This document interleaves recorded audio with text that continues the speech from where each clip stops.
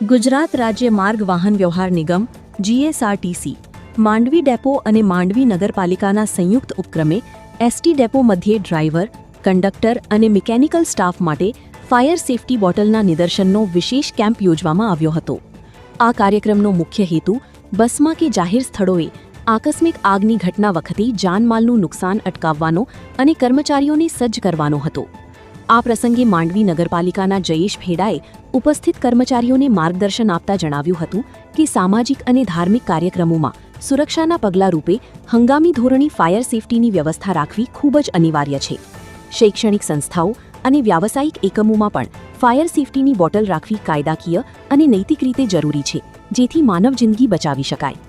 આ સાથે ભૂપેન્દ્ર સલાટેએ ઉમેર્યું હતું કે ચાલતા વાહનોમાં આગ લાગવાના કિસ્સાઓમાં સમય સૂચકતા વાપરી ફાયર સેફટી બોટલનો ઉપયોગ કરવામાં આવે તો મોટી દુર્ઘટના ટળી શકે છે. એસટી બસના ડ્રાઈવર અને કંડક્ટરે સમયાંતરે આ સાધનોની ચકાસણી કરતા રહેવું જોઈએ.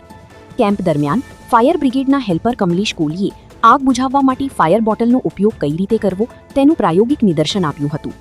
આ કાર્યક્રમમાં નિમિષાબહેન ઠક્કર, મંજીભાઈ પરમાર, સાગરભાઈ કક્કડ, ભીમજીભાઈ ફૂફલ, સંજયસિંહ જાડેજા સહિતના મહાનુભાવો અને મોટી સંખ્યામાં નિગમના કર્મચારીગણ હાજર રહ્યા હતા.